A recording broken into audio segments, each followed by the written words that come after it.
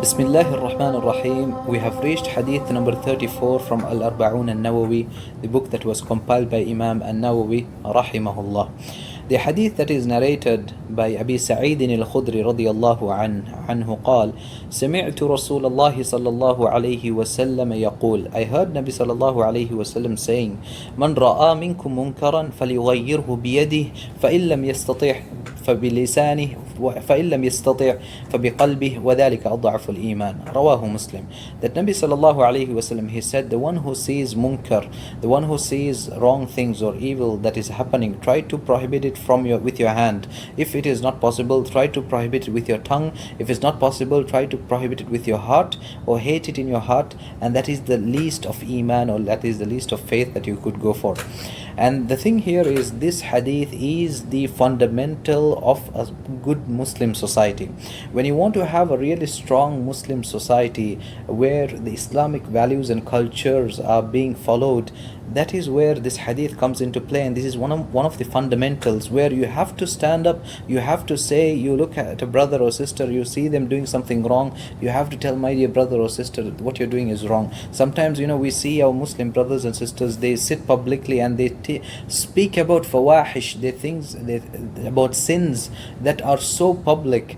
They mention it so publicly, and they think it is cool. And these are places where you have to say, my dear brother, have some shyness, try to be ashamed of yourself, trying to speak like this. And these are places where we have to bring our moral values and our good standards high up, so that we are able to hold on to those high standards, in terms of speech, in terms of things that we see. And likewise, if you would see, especially in the raising of children, this hadith applies a lot.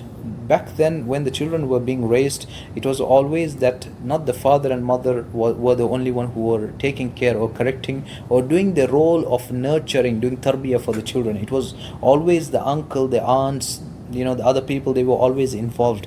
Because even if you see nowadays, the child is not only with you 24 hours, the child is there with the teacher, the child is there with the relatives. And unfortunately, we have parents who are very protective of their child. They don't want, anyone to criticize or correct their child, and later on they suffer in life because now they be like so possessive and protective of their child to an extent where they don't want any criticisms. Later they see the whole world ending up criticizing those children.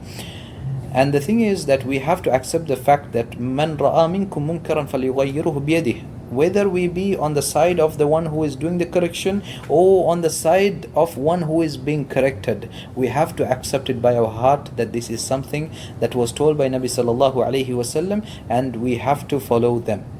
So when it comes to a child being raised, it is also the role of the uncle, the aunts, the teachers. When they see something wrong, they have to correct them. You have to correct your nephews and niece, when they do something wrong. Likewise, when you go to a masjid, we see this in Western culture where many people are more individualized and the mentality is very individual and selfish, where they think only about themselves.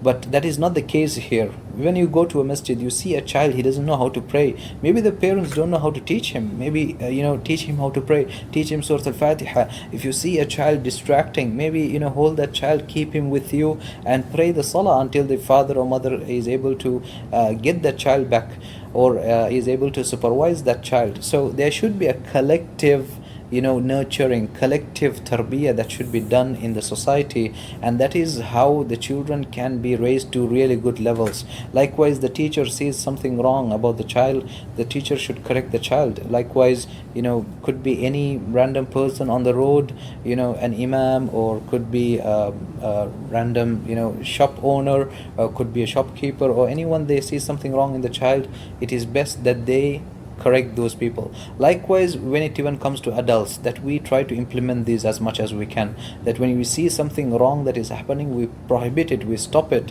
And this is where Nabi sallallahu alaihi wasallam, when he mentioned this hadith, man ra'a minkum munkaran, the word munkar is used for sins that are done publicly in the public. For example, wrong things that are run publicly outside.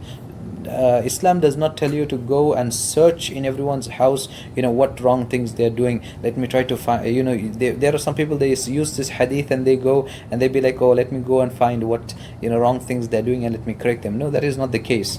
When you say munkar, the meaning is things that are done in public places, where it's outside or in your house, you're getting together in front of people, where something wrong is happening or a sin that is happening. That is what we call as munkar. We ask Allah subhanahu wa ta'ala that He gives us the strength to follow this hadith as much as we can, inshallah.